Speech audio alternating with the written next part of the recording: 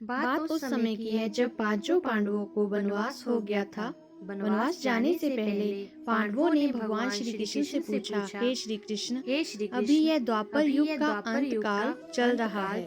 आप हमें बताएं कि आने वाले कलयुग की गति क्या और कैसी होगी।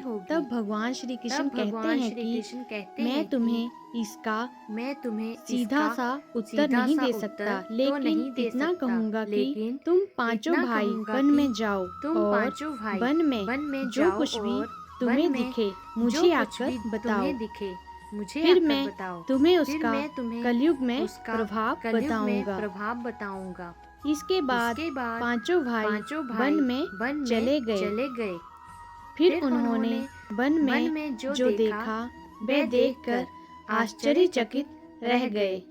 आखिर उन्होंने वन में ऐसा क्या देखा और फिर भगवान श्री कृष्ण ने उन्हें क्या जवाब दिया, आइए जानते हैं भगवान द्वारा कही गई कलयुग की 5 सत्य भविष्यवाणी को। भगवान श्री कृष्ण के कहे अनुसार पांचों भाई अलग अलग दिशाओं में वन की ओर निकल गए। युधिष्ठिर एक दिशा में भ्रमण पर थे। उन्होंने एक जगह पर देखा कि एक हाथी के 2 सूंड थे। यह देखकर युधिष्ठिर के आश्चर्य का ठिकाना नहीं रहा। वहीं अर्जुन दूसरी दिशा में भ्रमण कर रहे थे। कुछ दूर जंगल में जाने पर उन्होंने जो देखा उसे देखकर वह भी आश्चर्यचकित रह गए।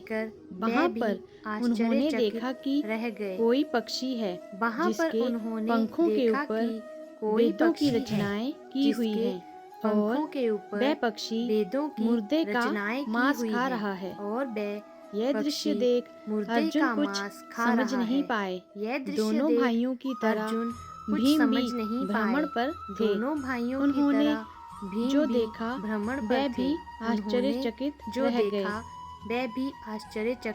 रह गए।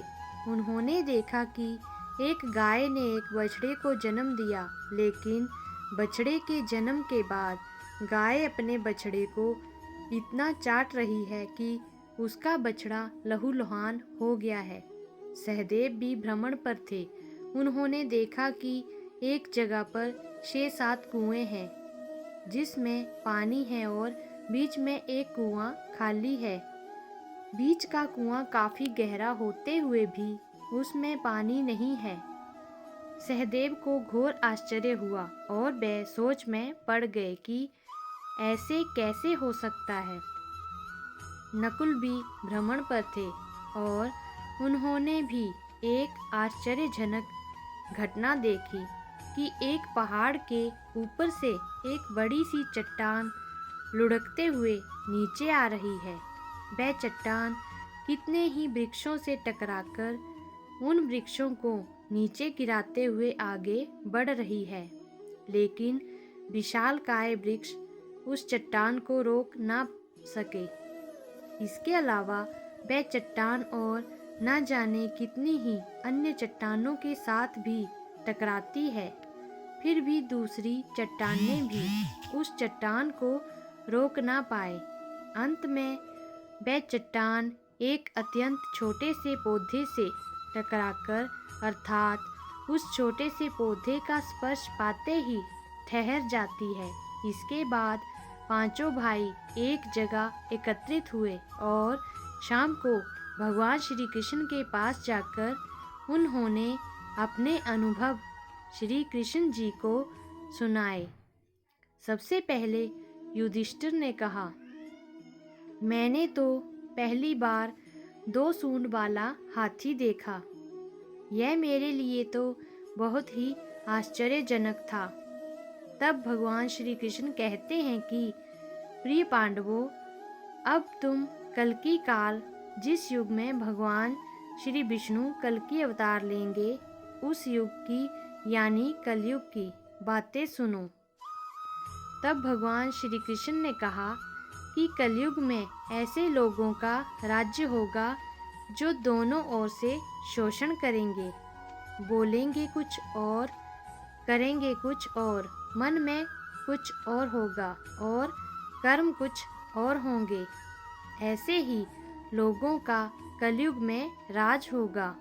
पांडवों, तुम कलयुग आने से पहले तक राज्य कर लो। युधिष्ठिर के बाद अर्जुन ने कहा, मैंने जो देखा है वह तो कहीं ज़्यादा आश्चर्यजनक है। मैंने देखा कि एक पक्षी के पंखों पर वेदों की रचनाएं लिखी हुई हैं, पर वह पक्षी मुर्दे का मांस खा रहा है। तब भगवान श्री कृष्ण कहते हैं कि कलयुग में ऐसे लोग रहेंगे जो बड़े ज्ञानी कहलाएंगे, विज्ञान की चर्चा करेंगे, लेकिन उनके आचरण राक्षसी होंगे। वह बड़े पंडित और विद्वान कहलाएंगे, किंतु यह देखते रहेंगे कि कौन सा मनुष्य कब मरे, कब हमारे सभी रिश्ते नाते मारे और हमारे नाम से संपत्ति हो जाए। भगवान श्री कृष्ण अर्जुन से कहते हैं कि हे अर्जुन, राजनीति के व्यक्ति विचार करेंगे कौन से मनुष्य को मारा जाए और राजनीतिक गद्दी हमारे नाम पर हो जाए। कलयुग के लोग हर जाति धर्म पर प्रमुख पदों पर बैठकर विचार करेंगे कि कब किसका श्राद्ध हो और कौन कब किस पद से हटे और हम उस पद पर चढ़कर बैठ जाएं। चाहे कितने भी बड़े लोग हों, परंतु उनकी दृष्टि धन और पद के ऊपर ही रहेगी।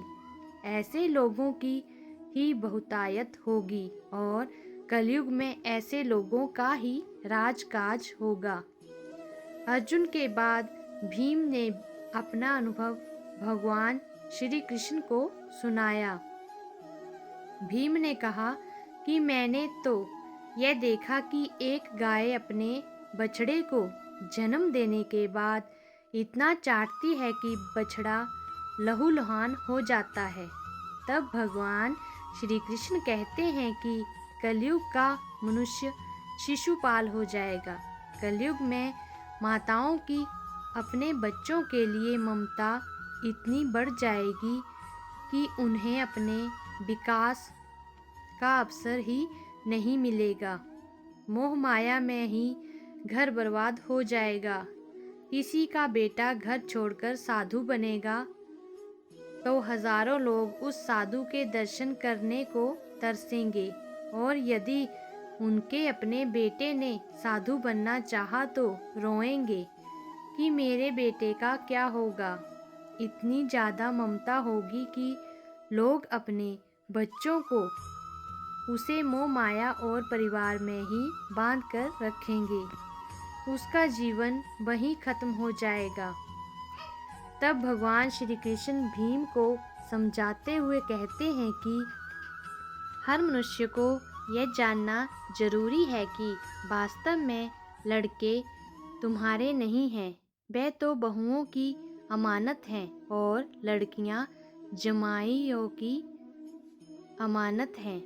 तुम्हारा यह शरीर मृत्यु की अमानत है और तुम्हारी आत्मा परमात्मा की अमानत है।